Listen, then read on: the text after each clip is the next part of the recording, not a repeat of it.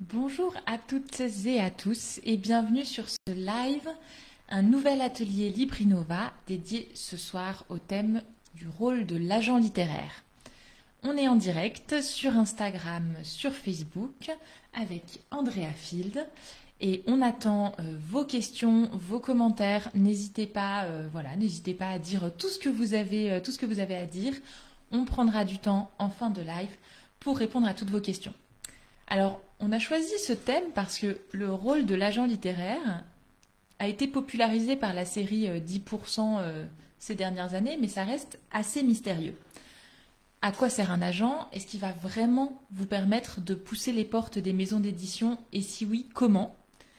Car on le sait, être publié par un éditeur, c'est toujours un parcours du combattant aujourd'hui. Et en parallèle, les auteurs se battent de plus en plus pour leurs droits, pour leur rémunération. Et c'est pourquoi l'agent, il est plus que jamais un maillon essentiel de la chaîne du livre. Alors ce soir, avec Andrea Field, on va lever le voile et tout vous dire sur l'agent et le rôle qu'il joue auprès des auteurs, auprès des éditeurs, sans tabou. Andrea qui est à côté de moi, si vous connaissez LibriNova, vous la connaissez bien et depuis longtemps. C'est notre agente littéraire. Elle est diplômée d'un master d'édition de Villetaneuse. Elle a travaillé pendant plus de 10 ans comme cessionnaire de droits dans des maisons d'édition variées, au Chêne, chez Calman Levy, chez XO. Et elle a rejoint LibriNova en 2016. Ça a été une de nos premières salariées, dont le rôle est essentiel aujourd'hui puisqu'elle accompagne les auteurs LibriNova vers la signature d'un contrat d'édition. Alors, plus de 140 contrats d'édition signés et négocier grâce à sa maîtrise très fine des questions juridiques, fiscales, financières liées à ce secteur. Elle n'a pas de master en psychologie, mais elle sait aussi guider les auteurs, les rassurer, être pédagogue, et elle va vous raconter tout ça beaucoup mieux que moi. Bonsoir Andrea. Bonsoir Charlotte. Alors, déjà, est-ce que tu peux nous définir ce qu'est un agent en général et puis un agent chez LibriNova? Oui, alors je pense que tu as déjà touché sur plusieurs aspects du rôle de l'agent littéraire dans l'introduction. On est un peu un couteau suisse. Voilà, que ce soit... Enfin, déjà, la dimension suisse, on travaille pour l'auteur, mais on est aussi un terrain pas neutre, mais... d'entente entre les auteurs et les éditeurs. On est là effectivement pour un accompagnement sur le processus d'écriture, mais on est aussi là pour guider l'auteur dans sa compréhension du fonctionnement du monde de l'édition, des rapports qu'il peut avoir avec les différentes personnes dans la maison, que ce soit son éditeur, son attaché de presse, le directeur de la maison, les représentants, etc. On intervient aussi tous les ans sur les relevés de droits, qui sont des documents qui expliquent globalement le nombre d'exemplaires vendus en librairie et qui sont assez complexes. Et voilà, ça donne déjà un début d'idée. Ouais. En fait, c'est accompagner les auteurs pendant toute la vie de leur livre. C'est-à-dire qu'en effet, tu es parfois déjà là au moment de l'écriture, et puis dans le contrat d'édition, et puis après le contrat d'édition dans la vente du livre. C'est un processus assez long, en fait, finalement. Un accompagnement long terme. Mais ce qui n'empêche pas à un auteur de bâtir une relation forte de confiance avec son éditeur. J'interviens rarement sur les questions éditoriales et si je le fais, c'est vraiment uniquement à la demande de l'auteur et c'est souvent pour donner un autre regard sur une question. Mais je ne suis pas du tout là pour empiéter sur la relation qui se crée entre éditeur et auteur qui est très très important. Et l'agent LibriNova, il est un peu particulier puisque, alors tu vas l'expliquer mieux que moi, mais on est finalement un type d'agent qui existait très peu en France avant nous. Oui, effectivement. Et il y a 10 ans, 8-10 ans, il y avait peu d'agents sur le marché et surtout aucun agent pour les primo-romanciers, pour les auteurs inconnus, pour les auteurs débutants. Et ça correspond complètement à l'ADN de Librinova, de vouloir aider les auteurs à apporter leurs écrits au plus grand nombre, qui qu'ils soient, voilà, sans être parisien, sans être fils d'eux. Et c'est vraiment une joie de travailler avec vous, les auteurs Librinova, si vous êtes dans le public, parce que justement, voilà, vous êtes monsieur et madame tout le monde, et vous nous confiez vos textes, et quand on tombe sur un texte qui nous motive, qui nous émeut, et quand on arrive à trouver le bon éditeur pour ce texte, c'est vraiment formidable. Enfin, je trouve que c'est beaucoup plus gratifiant finalement que d'aider un auteur installé à négocier. Oui, tout à fait, même s'il y a un côté intéressant à la stratégie, mais on en parlera un peu plus tard. Alors, tu m'as un peu tendu une perche, mais c'est vrai que nous, on accompagne des primo-romanciers, donc ton rôle, il est aussi un peu plus large que celui de certains agents, notamment tu es aussi dans la détection, tu essayes de repérer les textes chez nous. Est-ce que peut-être pour clarifier un peu pour les, je sais pas comment on dit, les spectateurs du live, est-ce que tu pourrais me dire un peu ce que c'est ta journée type? Oui, une grosse journée, parce que comme ça on va mettre beaucoup de choses dedans.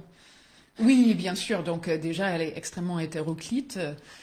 Et c'est ça que j'aime bien dans ces métiers, enfin dans mes métiers d'avant, dans l'édition traditionnelle et ici, c'est que voilà, je ne passe pas du tout toute ma journée à faire la même chose. Et moi, je suis quelqu'un qui a la bougeotte, donc j'aime bien, voilà, j'aime bien quand ça change, j'aime bien avoir plusieurs dossiers ouverts en même temps. Et effectivement, mes journées ressemblent à ça. Donc, déjà, ma journée commence dans le métro, donc j'ai toujours ma liseuse avec moi. Voilà, je passe mon trajet à découvrir des textes des auteurs Librinova. Tu sais combien de livres tu lis par an? Ouh là là.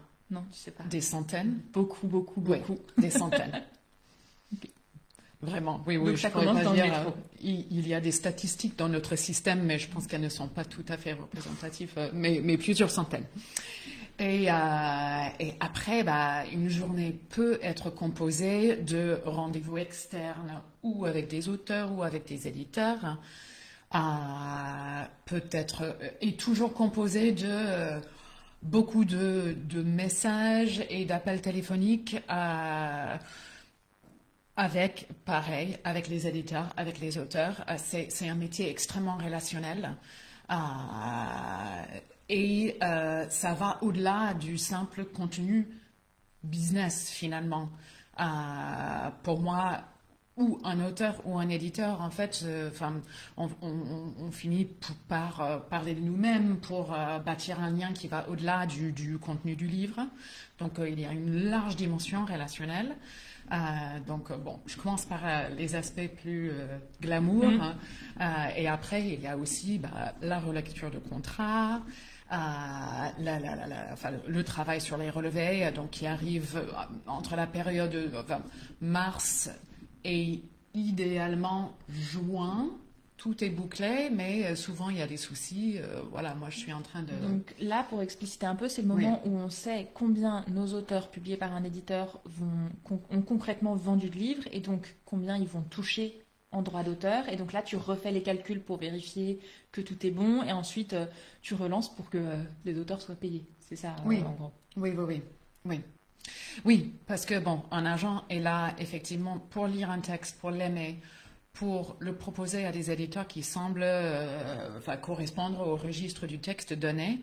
Un agent est là pour négocier le contrat en faveur de l'auteur, parce qu'un contrat d'édition est établi par le syndicat national de l'édition en faveur de l'éditeur. L'agent est là pour le rééquilibrer en faveur de l'auteur. Mais en fait, l'agent est aussi là d'année en année pour suivre les ventes de l'ouvrage, pour déceler des soucis, pour récupérer les droits, s'il est temps de récupérer les droits. Voilà, c'est vraiment un projet au long terme. Et donc, tous ces appels, finalement, relationnels avec les éditeurs et les auteurs ne sont pas uniquement sur la prospection d'un ouvrage ou sur la négociation d'un contrat. C'est vraiment sur la vie du livre au long terme. Oui, et puis en plus, on en parlera, mais on installe ensuite aussi des auteurs qui en sont à leur deuxième, troisième, 15e livre dans une maison d'édition. Et là, c'est aussi... le travail change un peu avec eux. Mais on en reparlera. Parce que je te propose qu'on reprenne un peu finalement dans l'ordre et qu'on commence par la recherche d'éditeurs parce que c'est un sujet sur lequel, évidemment, les auteurs qui arrivent chez nous se posent énormément de questions. D'autant plus que chez Libre Innova, on voit l'auto-édition comme un tremplin possible vers l'édition. Alors, déjà... toi, comment est-ce que tu travailles avec les éditeurs? Comment est-ce que tu leur proposes des textes? Comment ça se passe en fait quand tu as un texte que tu commences à représenter? Qu'est-ce que tu fais? Oui, déjà, je regarde un peu, la liste des éditeurs sur la place de Paris et je me dis, OK, quels éditeurs pourraient être intéressés par ce genre de texte? Et là, ce n'est pas du tout une science exacte. En fait, c'est plus ma connaissance des profils des maisons, mais surtout des personnes qui y travaillent. Un tel pourrait être intéressé par ce type de livre. Et donc, je me fais une petite liste de possibilités et soit j'envoie tout simplement un mail avec voilà pourquoi j'ai aimé le livre et pourquoi je pense que cette personne pourrait l'aimer aussi. Soit je vois que je vais prendre un café avec tel éditeur dans 2 jours. Donc là, voilà, c'est en personne. C'est d'autant mieux. Je trouve on peut plus facilement transmettre sa passion quand on voit quelqu'un. Et donc, voilà, je commence comme ça. Bon, parfois, l'éditeur va me dire ah non, c'est pas du tout En fait, on a changé d'orientation et c'est pas du tout le type de texte. Voilà, donc là, je vais ajuster et je vais proposer. Parce que, alors, est-ce que c'est une question, je pense que les auteurs se posent beaucoup. Est-ce que les modes sont fortes au point que tous les éditeurs cherchent la même chose en même temps? Qu'est-ce qu'ils cherchent en ce moment? Est-ce que malgré tout, il y a des façons de placer d'autres textes un peu différents des modes? Enfin voilà, comment ça se passe ça? Ça dépend du registre du texte, je dirais. Moi, j'ai une petite classification interne en 3 catégories. C'est peut-être un peu difficile à entendre, mais on a dit que ce soir, c'était sans tabou. C'est sans tabou. Donc, il y a des textes grand public, des textes grand public avec un style appuyé et des textes plus littéraires. Les textes plus littéraires, c'est ce qu'on appelle de la littérature blanche, et on voit aux couvertures de livres qui ont une identité de maison d'édition. Oui. La NRF de Gallimard, Stock, la collection, Grasset. Oui, voilà, la collection bleue de Stock, des couvertures monochromes, jaune de Grasset, voilà, monochrome, assez sobre. Et donc là, il y a peut-être des tendances en termes de thèmes ou de manière d'écrire. Pendant toute une période, on était très focalisé sur l'autofiction. Je pense que ça s'est atténué un petit peu. Mais ça a été long. Mais ça a été long. Il y en a encore beaucoup. Mais on est moins affecté par les tendances. Plus on va vers le grand public et donc la fiction vraiment de genre. On a des catégories très définies. La romance, le thriller grand public, le feel good, ce dont on parle depuis plusieurs années, ou le roman de développement personnel. Là, oui, les tendances sont vraiment beaucoup plus fortes. Et en général, quand il y a une tendance un peu phénomène, beaucoup d'éditeurs vont ouvrir une petite collection dans ce genre ou essayer d'avoir quelques titres dans ce genre. Et effectivement, ça monte, ça monte, ça monte. Et nous, on voit dans l'auto-édition beaucoup d'auteurs dans ces genres-là arriver après parce que finalement, bah voilà, quand on se met à écrire, on a tendance à écrire un livre comme les livres qu'on aime bien lire. Et donc voilà, l'auto-édition suit ces tendances aussi. Et elles ont tendance à monter, à descendre assez rapidement. Mais donc, toi, ton rôle aussi, c'est quand tu vois une tendance qui arrive, parce que tu dis, justement, c'est des opportunités aussi, ces modes, parce que ça ouvre des collections. Typiquement, en ce moment, il y a plein de maisons d'édition qui créent des nouvelles collections de romances. Et donc, pour toi, c'est une opportunité. Et finalement, ton travail, c'est aussi d'être à l'affût de ces opportunités-là. Absolument. Et je trouve que Livre Innova est particulièrement bien placé. En fait, les éditeurs nous connaissent et ils nous font confiance. On est bien ancré, ça fait 10 ans qu'on est là, on vient de l'édition, on est bien ancré dans le paysage éditorial. Et donc finalement, un éditeur qui lance une nouvelle collection, comme l'édition est très relationnelle et il y a beaucoup de copinage, un éditeur, pour bâtir sa liste d'auteurs, a tendance à s'appuyer sur ses auteurs déjà publiés, les amis de ces auteurs déjà publiés, les journalistes avec qui il ou elle s'entend bien. Et quand il ou elle ouvre une nouvelle collection, il n'a pas nécessairement ces contacts-là. Et nous, en fait, on a tout un bassin d'auteurs auto-édités. Et on a pu voir cette année, par exemple, il y a 2 éditeurs au sein du groupe Editis qui ont lancé une nouvelle marque de romance. Et à ce moment-là, ils nous ont contactés en disant, bon, voilà, est-ce que vous avez de bons textes dans ce genre? Et j'ai proposé une sélection de textes intéressants et finalement, on a signé 2 contrats avec cet éditeur. Et est-ce qu'il y a des éditeurs avec lesquels tu travailles mieux? Je sais qu'on nous dit qu'il y a des éditeurs qui reviennent souvent. Et comment est-ce que tu fais pour aussi aller en chercher des nouveaux? Oui.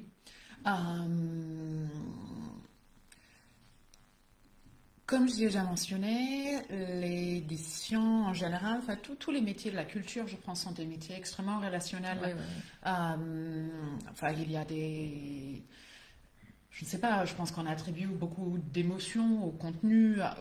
On travaille beaucoup dans la fiction, mais même aussi avec des livres business ou développement personnel sur lesquels on peut travailler avec les éditeurs.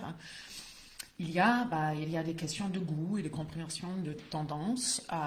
Et donc, oui, effectivement, il y a des éditeurs avec qui on travaille régulièrement, mais parce qu'il y a une relation qui s'est bâtie autour de ça. Mais bien sûr qu'on ne limite pas du tout à ça, en fait. Le but, c'est vraiment d'être au service des auteurs. Et les auteurs, ils écrivent toutes sortes de textes, dans toutes sortes de genres ou hors genre. Et donc, on essaie toujours de rester à la recherche. Il y a de nouvelles maisons d'édition qui se créent tous les ans. Et donc, on est toujours à la recherche de contact avec de nouveaux éditeurs. Et aussi, mon rôle, c'est également de suivre qui et où qui bouge. Parce que les choix éditoriaux sont des choix souvent assez individuels. Un éditeur, il choisit de publier des livres en lien avec un profil éditorial de maison. Mais finalement, il met toujours ses propres goûts et il ou elle va aller vers une maison qui corresponde à ses goûts. Et donc, ces éditeurs changent, ils bougent, et moi, je les connais, donc je sais où ils sont. Et donc, finalement, de multiples contrats signés avec Fleuve, par exemple, je pense que c'est un des éditeurs avec qui on travaille très bien. Voilà, s'il y a des changements au sein de la maison, ça peut... finalement changer la donne par la suite. Oui, c'est super pour nous parce que ça nous fait un contact qui va ailleurs, donc on a un contact ailleurs et c'est comme ça qu'on étend le réseau. Oui. Et absolument. Puis c'est vrai que moi je trouve ça en plus très... t'as raison, c'est relationnel et c'est de l'émotion et je trouve qu'après quand on lit un texte et qu'on dit « Ah mais ça c'est sûr que ça va plaire à un tel machin, machine » et qu'on a raison. Bah, c'est hyper gratifiant. Donc ces relations suivies avec certains éditeurs, elles sont essentielles. Oui. Ok. Alors, est-ce qu'il y a des éditeurs avec lesquels tu ne travailles pas ou tu ne veux pas travailler Enfin, alors, je pose une fausse question, mais je sais que on a aussi des auteurs qui nous posent des questions sur certains types de contrats d'édition et qu'on leur dit de se méfier. Oui, absolument. Il y a beaucoup d'éditeurs sur le marché. Maintenant, on essaie de conseiller aux auteurs de signer des contrats uniquement avec des éditeurs. On travaille avec des éditeurs qui sont dans les grands groupes. On travaille aussi avec des éditeurs qui sont indépendants, qui sont plus petits. Finalement, ils ont des catalogues plus petits, donc peut-être que c'est un livre tous les 5 ou 6 ans, mais on travaille avec des éditeurs indépendants aussi. Mais en fait, on cherche des éditeurs surtout qui ont une distribution professionnelle. Donc la diffusion, c'est une équipe de commerciaux qu'on appelle dans l'édition des représentants et donc qui vont présenter aux libraires un catalogue d'éditeurs. Et la distribution, en fait, c'est tout simplement l'entrepôt, l'envoi et le retour, la logistique autour de l'envoi des livres de l'entrepôt vers les librairies. Il y a beaucoup de ce que moi j'appelle des éditeurs un peu 2.0 qui profitent du numérique et de l'impression à la demande.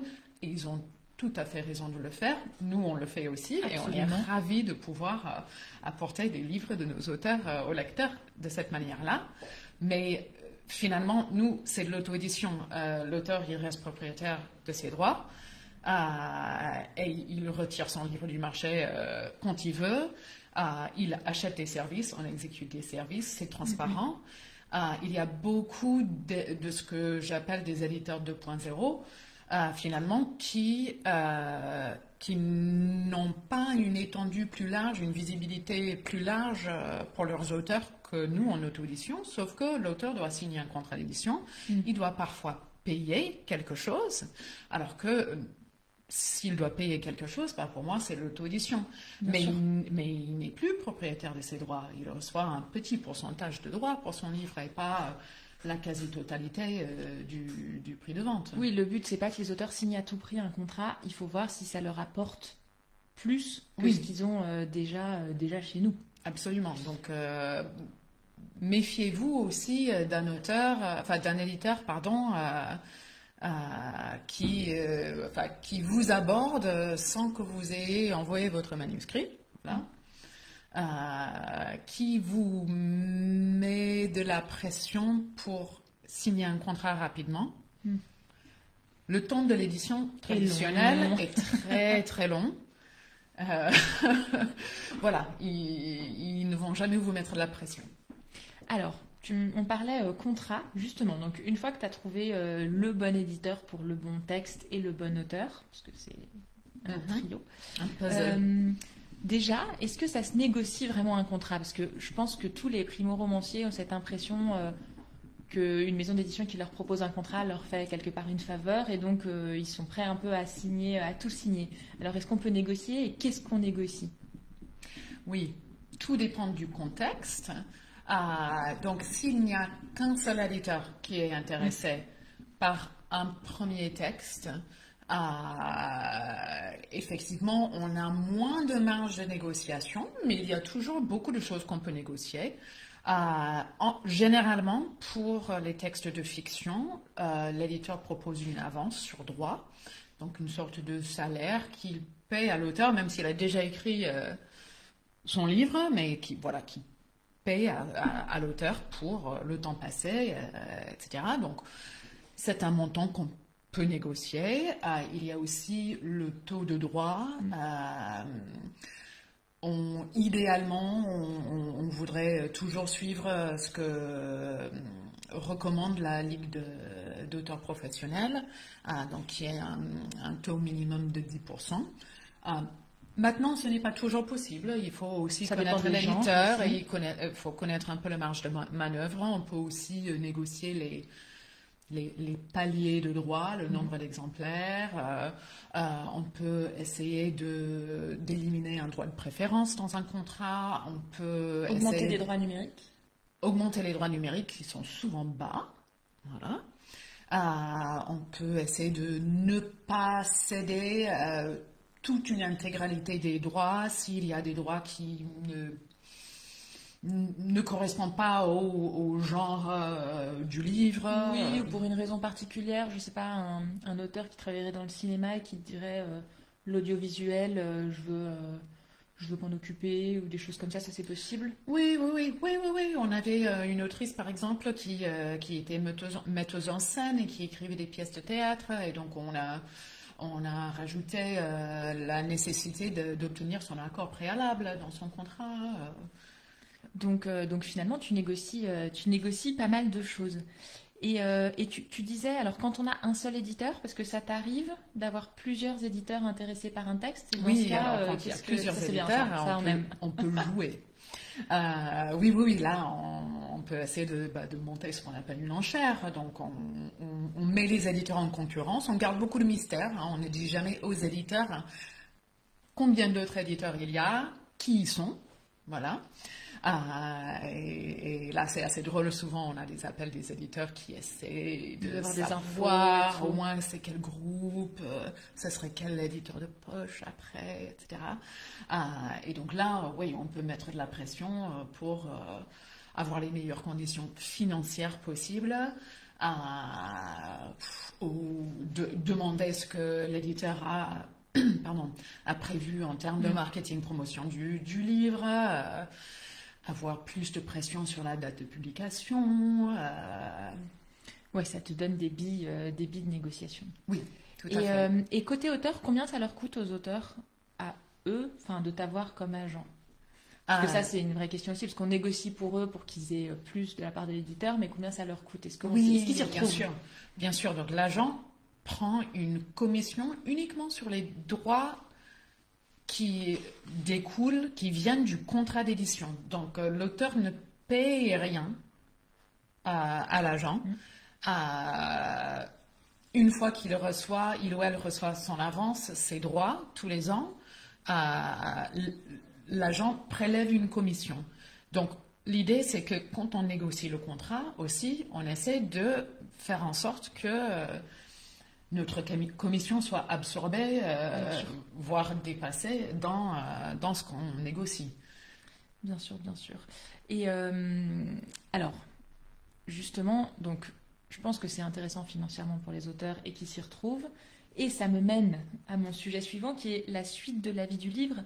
En fait, une fois le premier contrat signé, pourquoi est-ce qu'un auteur conserve cet agent qui finalement lui prend une part de ses droits aussi? Voilà, à quoi ça sert dans la suite de la vie du livre et de l'auteur d'avoir un agent? Oui.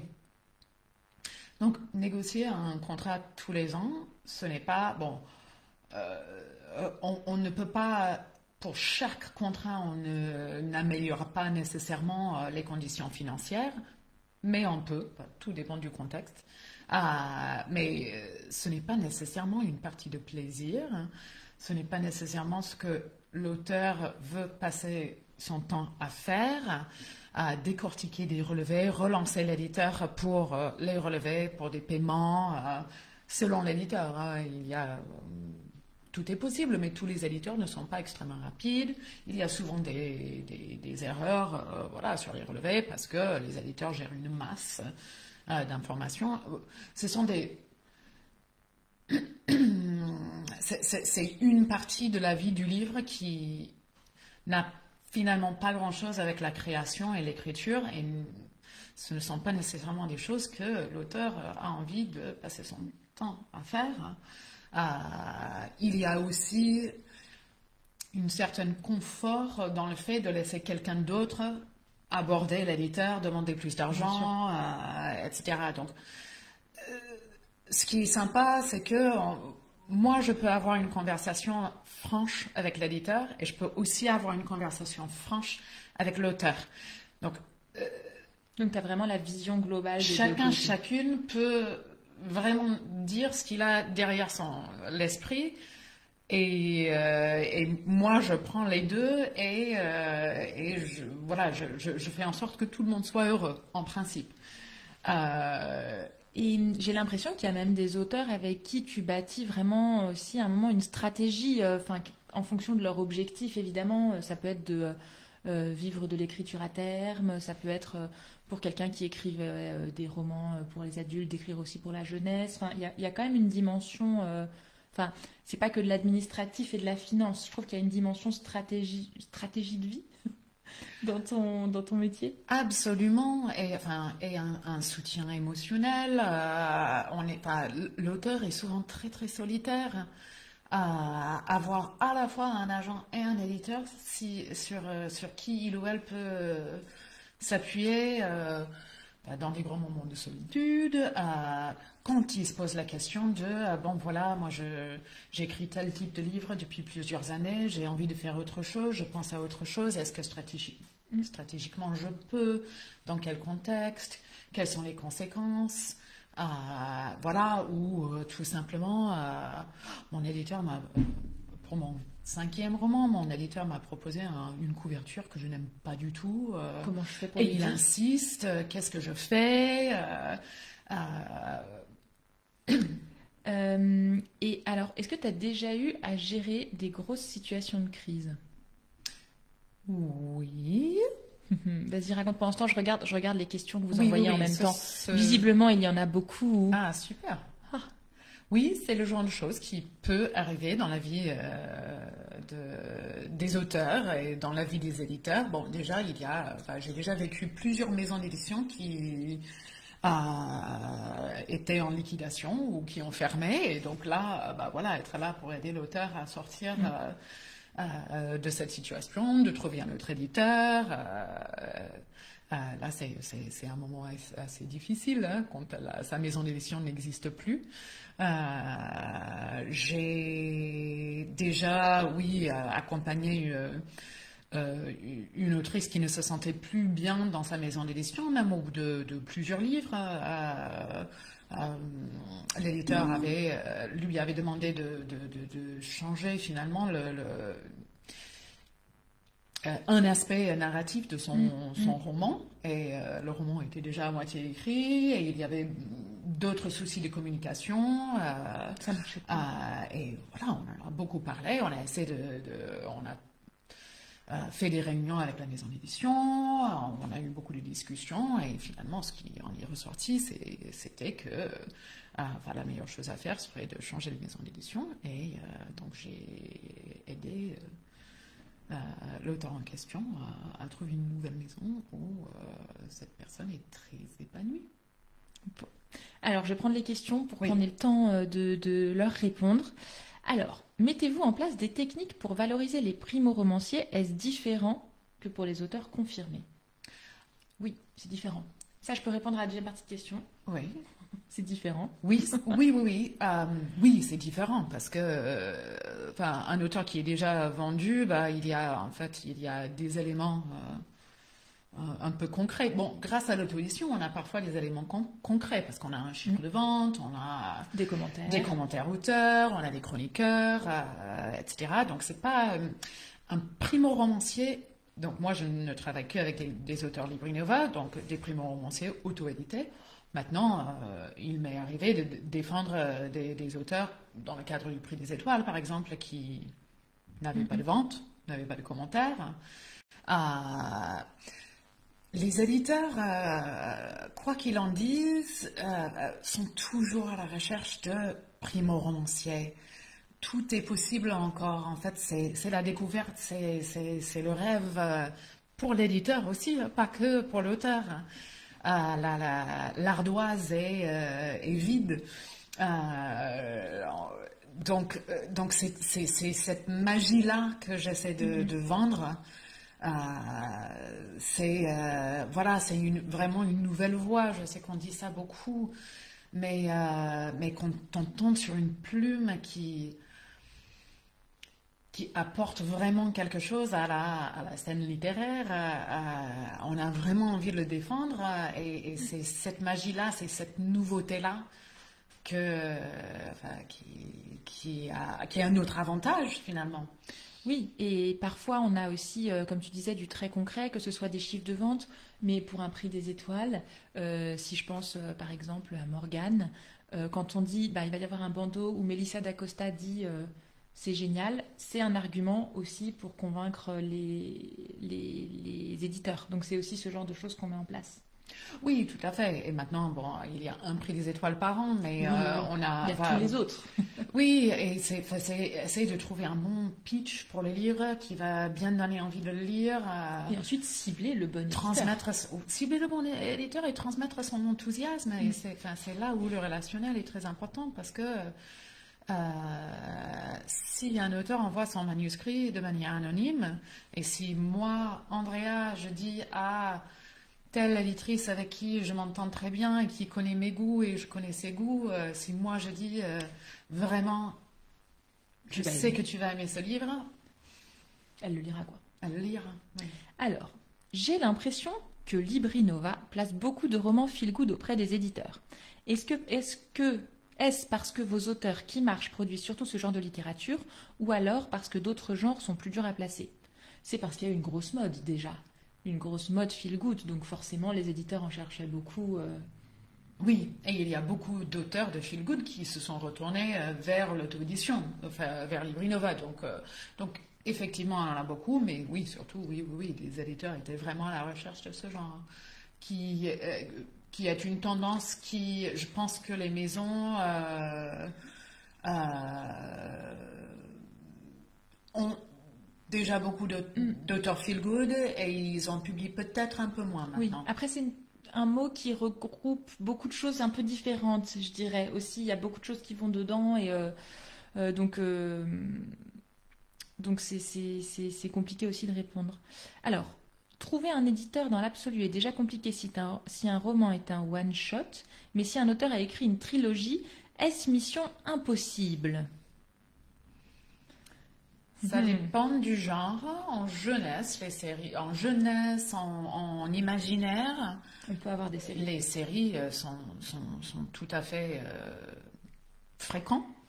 En roman, il y a des sagas historiques à plusieurs tomes qui sont parfois recherchés par des éditeurs. Et dans ces cas-là, tu signes pour la série ou tu signes un premier tome et ensuite, en fonction du succès du premier tome, il y aura une suite? Ça dépend. Ça dépend de ce que l'éditeur recherche. En tout cas, commercialement, je travaille uniquement sur le premier tome et j'aime bien idéalement avoir un synopsis, au moins une ou deux lignes sur ce qui va se passer par la suite. Et ce qui me fait penser, d'ailleurs, la romance dont tu parlais, c'était 2 tomes qu'on a vendus. Oui, tout à fait. Oui, donc c'est possible. Ok. Le critère géographique peut-il être un obstacle? Alors j'imagine que c'est une personne qui n'habite pas en France ou qui habite loin, peut-être. Ne pas vivre à Paris n'est pas du tout un obstacle. Vivre loin n'est pas nécessairement un obstacle. Avoir un auteur sur place qui peut faire de la promotion, qui peut faire des salons, c'est un atout. Voilà, encore une fois, tout dépend du texte. Si c'est un texte qui est ancré au Québec, en Afrique francophone, et que l'auteur habite là-bas, tant mieux. Parmi nos autrices représentées, on a une Française qui habite en Allemagne, par exemple. On a des auteurs suisses, on a des auteurs belges. Je dirais que c'est plus compliqué, mais que si le texte est génial, ce sera jamais un frein. Enfin, voilà. Est-il si difficile que ça de proposer un roman hybride mélangeant plusieurs genres à un éditeur? Je sais ce qu'elle va dire. Oui. Parce que les éditeurs vendent aux libraires. Le marché principal de l'éditeur, ce sont des libraires qui ont vraiment des boutiques, des libraires. Donc, et en boutique, en librairie, on a des rayons. Et on doit classer le livre dans un rayon. Il reste sur table pendant quelques jours. Après, il est en rayon. Et si on ne sait pas dans quel rayon le mettre, il va se balader de rayon en rayon. On ne va pas savoir où il est au moment où quelqu'un vient enfin chercher le livre. Et il ne va pas se vendre. Et donc, comme les éditeurs savent ça, en fait, ils ne vont même pas se positionner sur un livre un peu hybride parce qu'ils savent que ça va être difficile de vendre après. Maintenant, l'auto-édition et surtout l'auto-édition, oui, l'auto-édition numérique et en impression à la demande est peut-être parfait pour ce genre de livre parce qu'il n'y a pas de rayon chez Amazon. C'est plus simple. Amazon, Venez chez nous. En ligne. Est-ce que les possibilités d'édition sont les mêmes pour les livres auto-édités il y a plusieurs années par rapport à une sortie récente? Bonne question, je trouve. Est-ce qu'avoir auto-édité son livre chez Livre Innova il y a plusieurs années, c'est un inconvénient ou pas? Alors, donc, oui, il y a 10 ans, on pensait que parmi les auteurs auto-édités, il n'y avait que du très grand public de la fiction de genre. Il y avait certaines maisons d'édition qui ne voulaient pas du tout considérer l'auto-édition. Je pense que c'est quelque chose... Et c'était... on avait un peu l'impression qu'un auteur s'auto-éditait parce qu'il avait déjà essayé d'envoyer son livre à tous les éditeurs et que ça n'a pas marché. Et donc, il se replie sur l'auto-édition. Je pense que le regard a beaucoup changé auprès des éditeurs. Je pense que l'auto-édition est beaucoup plus intégrée, beaucoup plus acceptée et beaucoup plus considérée comme un grand service des manuscrits pour les éditeurs. Et la question, c'était aussi, par exemple, quelqu'un qui aurait publié un livre chez nous en 2019. Oui. Est-ce que ce sera encore possible en 2024 de signer un contrat avec un éditeur? Moi, j'ai l'impression que c'est évidemment, plus le temps passe, plus on se dit que c'est pas l'évidence, mais qu'on garde en tête parfois des livres qu'on a lus il y a longtemps et qui nous restent. Et si à un moment, il y a une opportunité, on ne les oublie pas. Absolument. Absolument. Bon, les éditeurs, effectivement, ils ont une sorte de chasse à la nouveauté.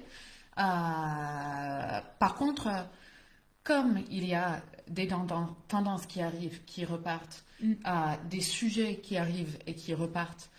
Je me rappelle d'un déjeuner où, il y a longtemps maintenant, où une éditrice m'avait dit « Je cherche un livre sur l'endométriose ». C'était très spécifique.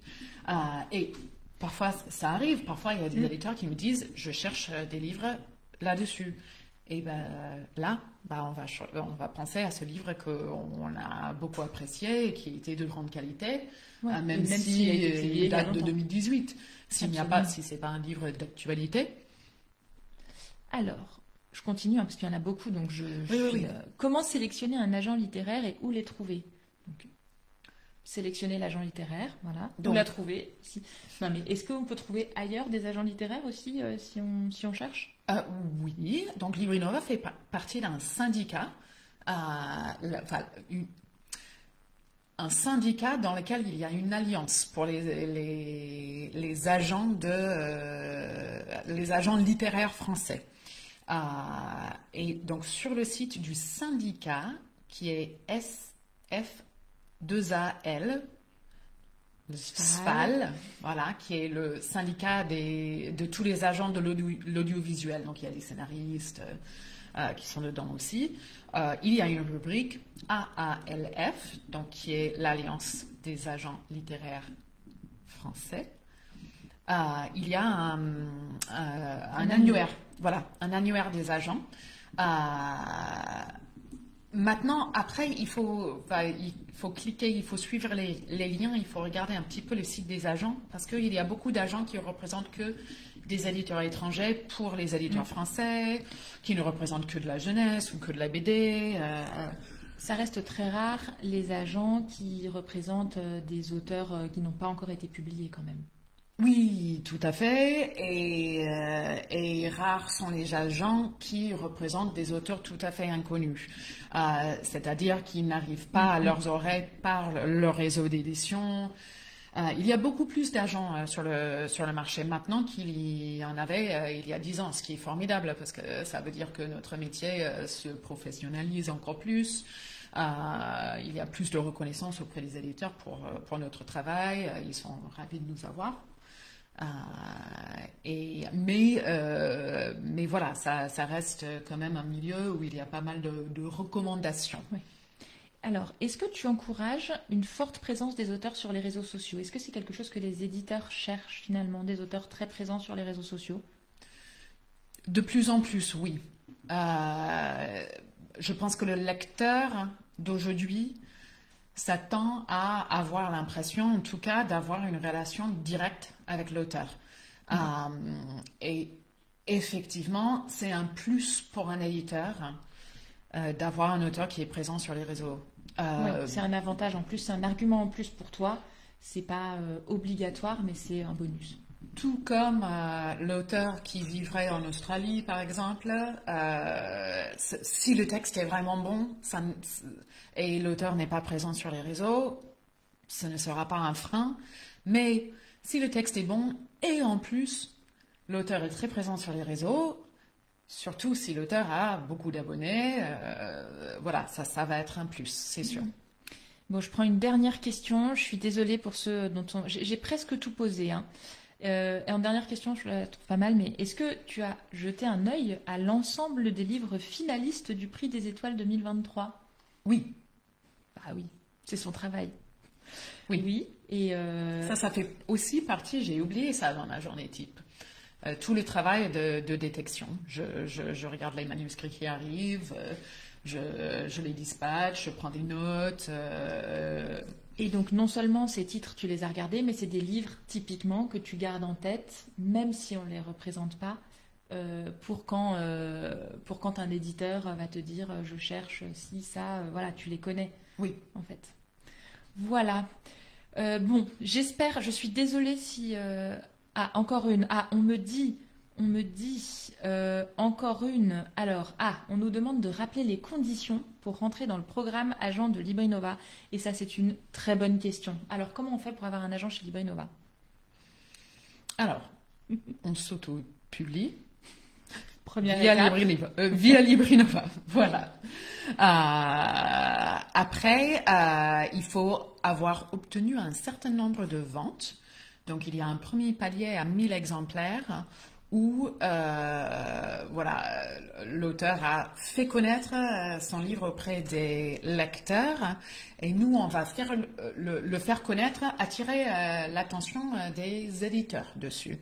Donc, l'ouvrage va être mis en avant sur notre plateforme éditeur. On a une plateforme spéciale pour les éditeurs qui répertorie tous nos ouvrages qu'on alimente avec du contenu un peu commercial, avec des chroniques, avec des commentaires lecteurs, etc. Donc, ce livre qui a dépassé le seuil des 1000 exemplaires vendus va être mis en avant sur la page d'accueil de cette plateforme.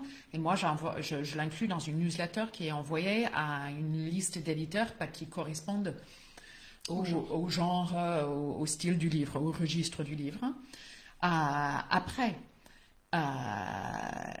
si le livre continue à se vendre et se vendre à 2000 exemplaires, là, je fais un plan d'attaque sur mesure. J'ai oublié un détail. Une fois les 1000 exemplaires dépassés, moi, si je n'ai pas déjà lu le livre, je lis le livre. Évidemment, et t'appelles l'auteur. Et j'appelle l'auteur. Et voilà, et on parle de tout, et on parle de son parcours, et on parle de ce dont il ou elle a envie dans son écriture, ses prochains projets. On parle du potentiel de son livre auprès des éditeurs. Je réponds à ces questionnements sur le monde de l'édition. Voilà, en général, c'est un appel, moi je pense très agréable, j'aime beaucoup ces appels. Et voilà, et donc une fois les 2000 exemplaires vendus, là je fais une prospection ciblée auprès des éditeurs pour essayer d'aboutir à un contrat d'édition.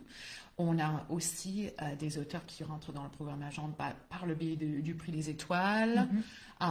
S'il y a un certain nombre d'éditeurs qui les repèrent sur notre plateforme éditeur. Absolument, on peut aussi, les auteurs qui ont une proposition de contrat peuvent aussi nous solliciter. Tout à fait. Pour qu'on devienne leur agent. De temps en temps, ça nous arrive aussi. Parfois, on a un livre, on sait qu'il va plaire à un éditeur. On peut aussi Contacter l'auteur. Contacter l'auteur. Enfin voilà, il y a aussi des voies un peu parallèles.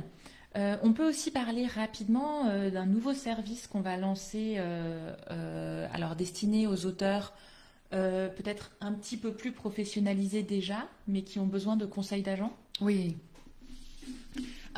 Oui, donc on va lancer mi-février un service vraiment ouvert à tous. Pas du tout que les auteurs auto-édités par Librinova, pas nécessairement des auteurs auto-édités, ça peut être des auteurs qui ont déjà signé des contrats d'édition. Et c'est un service de conseil d'agent littéraire, donc 1 heure au téléphone ou en visio avec moi. Où vous pouvez me poser les questions qui correspondent à votre problématique. Donc, est-ce que vous êtes dans une impasse avec votre éditeur? Il ne vous répond plus, il n'accepte plus les manuscrits que vous lui proposez. Est-ce que vous avez reçu une proposition de contrat et vous ne cherchez pas nécessairement, vous n'êtes pas auteur Librinova ou vous ne cherchez pas nécessairement à avoir un agent qui négocie le contrat à votre place, mais vous aimeriez bien juste avoir une relecture de contrat. Une relecture de contrat et quelques informations, un petit encadrement pour vous lancer dans la négociation ou pas avec l'éditeur. Est-ce que vous avez plusieurs projets dans votre tiroir et vous vous demandez lequel aurait le plus de potentiel en ce moment auprès des éditeurs? On lance ce service pour ce genre de questionnement. Exactement, parce qu'on s'est rendu compte qu'il y avait un besoin aussi des auteurs d'avoir des réponses à certaines questions assez précises finalement. Oui, tout à fait. Et comme même s'il y a plus d'agents sur la place de Paris et la France en général, ce n'est pas toujours facile de trouver un agent. Et voilà, comme chez Librinova, on est toujours à la recherche de services qui sont vraiment accessibles pour tous. On a conçu ce service pour vous. Merci beaucoup Andrea et un grand merci à tous. Vous avez, je crois, été très nombreux à nous suivre, à nous poser des questions. Si vous en avez d'autres, vous pouvez évidemment nous écrire. Le 29 février, vous pourrez poser vos questions à Virginie Fuertes, qui est éditrice chez l'Archipel, qui pourra aussi vous montrer un peu l'autre côté, l'envers du décor et vous dire comment les éditeurs travaillent avec les agents et vous dire plein d'autres choses. Je sais qu'il y a eu beaucoup de questions sur la promotion. Vous pouvez retrouver les vidéos de l'atelier qu'on a fait sur promouvoir son livre. Elles sont disponibles sur tous nos réseaux sociaux. Merci beaucoup. Merci de nous avoir suivis. Et puis, bonne soirée à toutes et à tous. Merci, à bientôt.